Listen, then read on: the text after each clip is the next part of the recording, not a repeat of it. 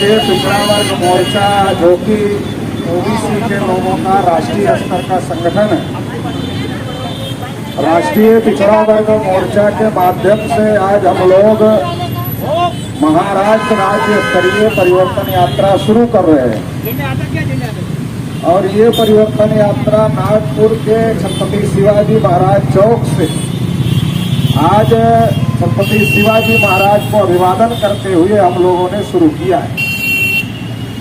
इस यात्रा को शुरू करने के कई मकसद हैं। सबसे बड़ा मकसद ये है कि जो देश में पिछड़े वर्ग के लोग हैं, ओबीसी समाज के लोग हैं, उनकी देश में गौरवशाली विरासत रही है, गौरवशाली इतिहास रहा है। चाहे बुद्ध का इतिहास हो या अशोक का इतिहास हो, ये पिछड़े वर्ग का गौरवशाली इतिहास और गौरवशाली विरासत रही। और जब देश पर हमारे पुरखों का राज था तो भारत विश्व गुरु और भारत सोने की चिड़िया था। छत्रपति शिवाजी महाराज की जो शिवशाही थी, आज ईवीएम की वजह से शिवशाही को खत्म करके पेशवाई में बदलने की कोशिश हो रही है। देश में आधी से अधिक आबादी ओबीसी की है। मंडल कमीशन की रिपोर्ट के हिसाब से 52% की आबादी ओबीसी की है। मगर देश में जानवरों की गिनती हो रही है, मगर ओबीसी की गिनती नहीं हो रही।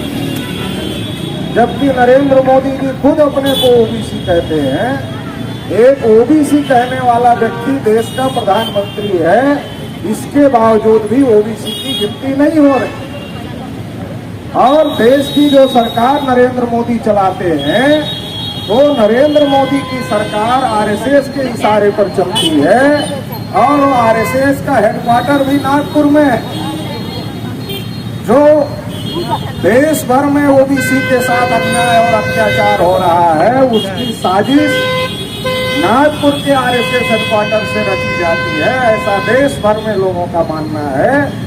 तो नागपुर से ही हम लोग ये यात्रा शुरू करने का काम कर रहे हैं। बाबा साहब डॉक्टर अम्बेडकर ने जो इस देश के तमाम मूल निवासियों का गौरवशाली इतिहास और गौरवशाली विरासत थी, उस विरासत को पुनर्जीवित करने के लिए नागपुर में धर्म परिवर्तन करने का काम किया था।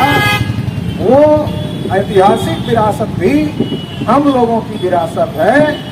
इस हिसाब से भी जो नागपुर है, ये नागपुर ऐतिहासिक सेंटर है। तो आज नागपुर की ऐतिहासिक परिवर्तनकारी धरती से राष्ट्रीय पिछड़ा वर्ग मोर्चा की ये यात्रा पूरे महाराष्ट्र में चलेगी।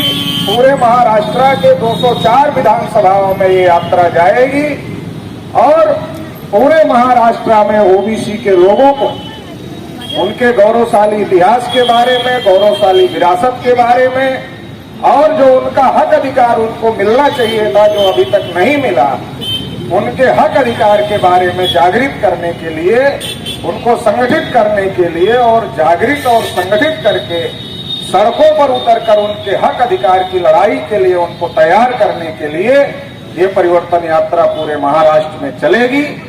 और तमाम पूरे महाराष्ट्र में जो ओबीसी के लोग हैं, पिछड़े वर्ग के लोग हैं, एससी एसटी के लोग हैं, माइनॉरिटीज के लोग हैं, उन तमाम लोगों को जो इस बात में विश्वास रखते हैं कि देश में इंसाफ कायम होना चाहिए, देश में सबको सबका हक अधिकार मिलना चाहिए, सबके साथ न्याय होना चाहिए और संविधान के हिसाब से देश चलना चाहिए, मनुस्मृति के हिसाब से देश नहीं चलना चाहिए।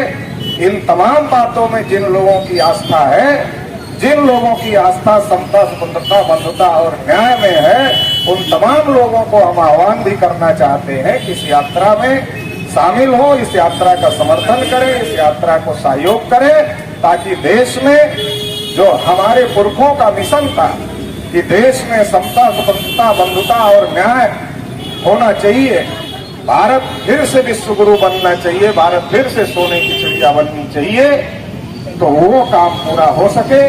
तो इसके लिए तमाम लोग जो इस यात्रा को देख रहे हैं, सुन रहे हैं, वो लोग साथ सहयोग करेंगे, ऐसी मुझे आशा और अपेक्षा है। बहुत बहुत आभार, धन्यवाद। जय मूल्यवासी।